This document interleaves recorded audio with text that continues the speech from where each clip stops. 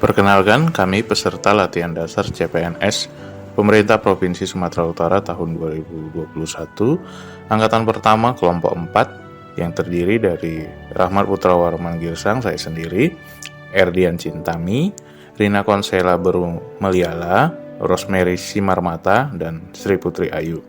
Kami hendak menjelaskan tentang hoax dan intoleransi, sehingga kita bisa menahan diri tidak ikut menyebarkan hoax yang dapat memecah belah kesatuan bangsa dan negara kita. Bangsa Indonesia terdiri dari 1.340 suku bangsa. Banyak perbedaan satu suku bangsa dengan yang lainnya. Dan perbedaan ini pernah dipakai oleh bangsa lain untuk menjajah kita. Para pahlawan kemerdekaan menyadari bahwa perbedaan itu merupakan suatu kekuatan jika kita dapat saling bertoleransi dan bahu-membahu dalam memperjuangkan kemerdekaan kita. Maka dari itu, hendaknya kita yang sudah merdeka jangan mau terjebak dengan hal-hal yang melemahkan toleransi yang sudah susah payah ditanamkan oleh para pahlawan kita.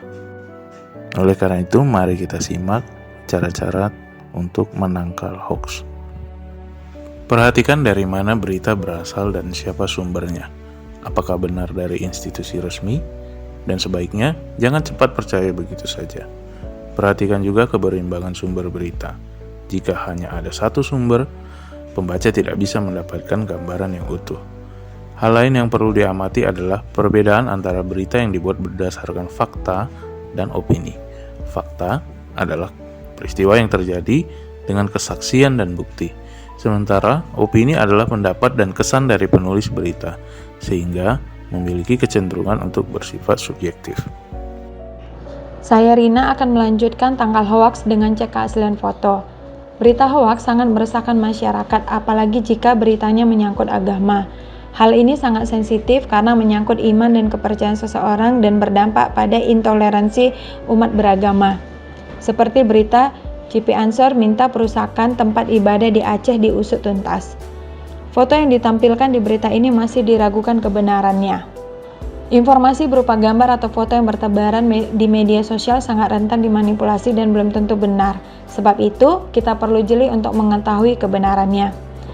Pada slide berikut kita akan melihat beberapa metode untuk mencari kebenaran foto atau gambar. Cek keaslian foto di era teknologi digital saat ini bukan hanya konten berupa teks yang bisa dimanipulasi, melainkan juga konten lain berupa foto atau video. Ada kalanya pembuat berita palsu juga mengedit foto untuk memprovokasi pembaca. Cara untuk mengecek keaslian foto bisa dengan memanfaatkan mesin pencari Google, yakni dengan melakukan drag and drop ke kolom pencarian Google Image.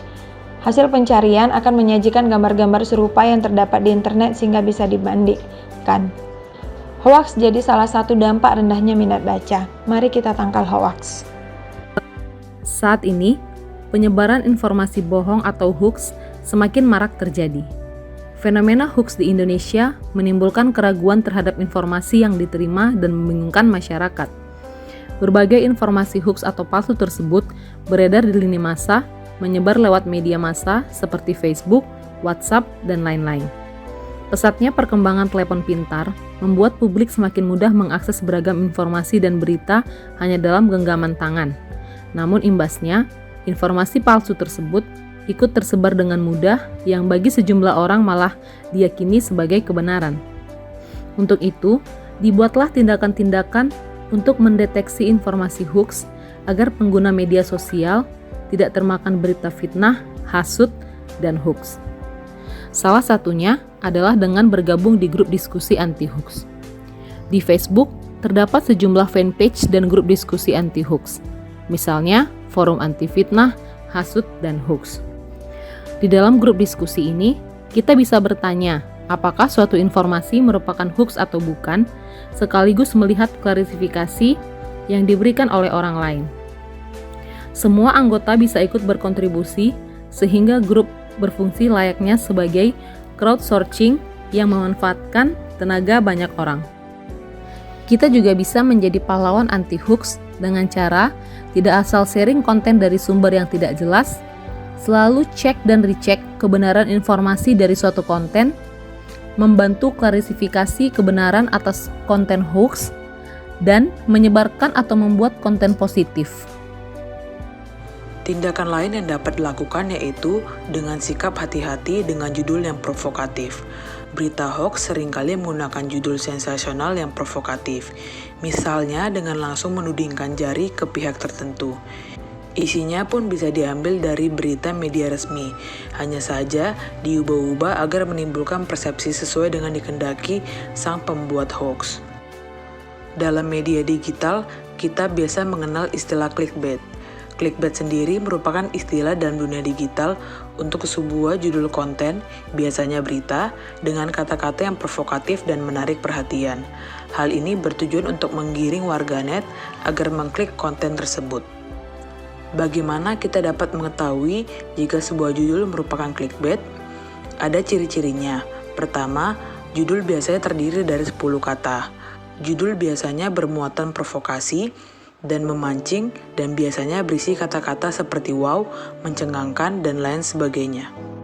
Oleh karenanya, apabila menjumpai berita dengan judul provokatif, sebaiknya kita mencari referensi berupa berita serupa dari situs online resmi. Kemudian kita bandingkan isinya, apakah sama atau berbeda. Dengan demikian, setidaknya kita sebagai pembaca bisa memperoleh kesimpulan yang lebih berimbang. Langkah terakhir yang harus kita lakukan adalah dengan mencermati alamat situs. Di era informasi digital saat ini, sangat mudah untuk menyebarkan dan memperoleh berita, khususnya melalui media online. Untuk informasi yang diperoleh dari web atau mencantumkan link, cermatilah alamat URL situs yang dimaksud. Apabila berasal dari situs yang belum terverifikasi sebagai situs resmi pers, maka kita perlu waspada dan mengecek kembali kebenarannya. Kominfo juga terus berusaha untuk memblokir situs yang dianggap sebagai penyebar berita hoax. Selain itu, penyebaran berita hoax juga bisa terjadi melalui media sosial, baik melalui postingan di akun pribadi maupun pesan berantai dan pesan terusan yang dibagikan tanpa bukti. Jelas, hal ini sangat berbahaya bagi masyarakat yang mungkin terpicu dan terjebak dalam informasi yang salah. Karena itu, mari jadi generasi bijak dan tangkal hoax. Ingat untuk selalu periksa data, periksa fakta. Terima kasih, demikian video dari kami dan salam sehat untuk kita semua.